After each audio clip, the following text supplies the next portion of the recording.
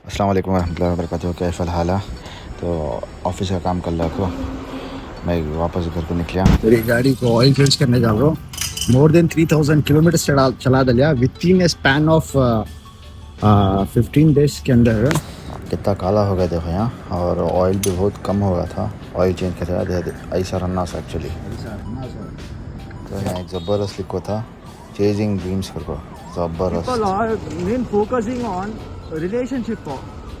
Relationship important ಅಂತ focus ಮಾಡ್ತಾರೆ. ಯಾಕಂದ್ರೆ ಟೀನೇಜ್ ಇಂದ ಹಿಡಿದು ಮಿಡ್ ಏಜ್ ರಿಲೇಷನ್ಶಿಪ್ ಫೋಕಸ್ ಕೊಡೋದು. 25 ಆದ್ಮೇಲೆ ಗೊತ್ತಾಗುತ್ತೆ ಆಕ್ಚುಲಿ ಏನಂತ.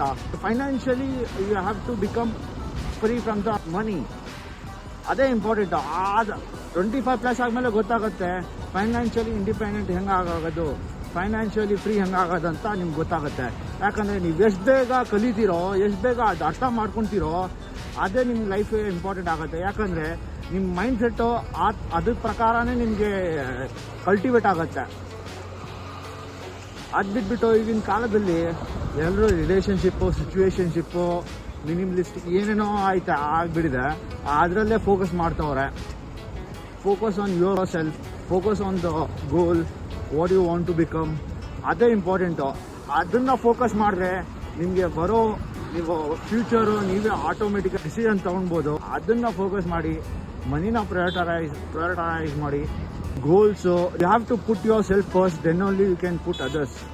If you are not putting yourself first rather than putting others first, then you'll become in your life zero. So ಅದೇ ಮನಿನ ಫೋಕಸ್ ಮಾಡಿ. ಕನ್ವರ್ಸೇಷನ್ ಹೆಂಗೆ ಮಾಡಬೇಕು, ಕಮ್ಯುನಿಕೇಷನ್ ಹೆಂಗೆ ಮಾಡಬೇಕು, character development, mind development, mentally fit, ಅದೆಲ್ಲ ಇರುತ್ತಲ್ಲ. ಚಿಕ್ಕ ವಯಸ್ಸಿಂದನೇ ಮಾಡಿದ್ರೆ ಅದು ಸುಲಭ. ಮುಂದೆ ಹೋದರೆ ಅವ್ರಿಗೆ ಉಪಯೋಗ ಆಗುತ್ತೆ. ಮೆಚ್ಯೂರಿಟಿ ಜಾಸ್ತಿ ಆಗುತ್ತೆ ಅವ್ರಿಗೇನೆ. ಡಿಸಿಷನ್ಸು ಏನು ತೊಗೊಳ್ಬೇಕು, ಹೆಂಗೆ ಮಾಡಬೇಕು ಅಂತ ಗೊತ್ತಾಗುತ್ತೆ. ಬಹುತ್ ಫೇಮಸ್ ಜಗह है खाने का, भेलपुरी चाट्स खाने का आइटम. पहली बार देख रहा हूँ मसाला पूरी के साथ कटलेट मसाला भी आता है. मैं लिया ऑल मिक्स का तो कि मसाला पूरी प्लस कटलेट मिक्स करते हैं. तो ये ट्राई करेंगे. कभी मैं ट्राई नहीं करा, ट्राई करेंगे. तो मसाला आगे कंपेयर टू नॉर्मल एक 10% अच्छा है इसका. घर का खाना इतना मिस कर रहा मैं. ये खुशबू को सुनकर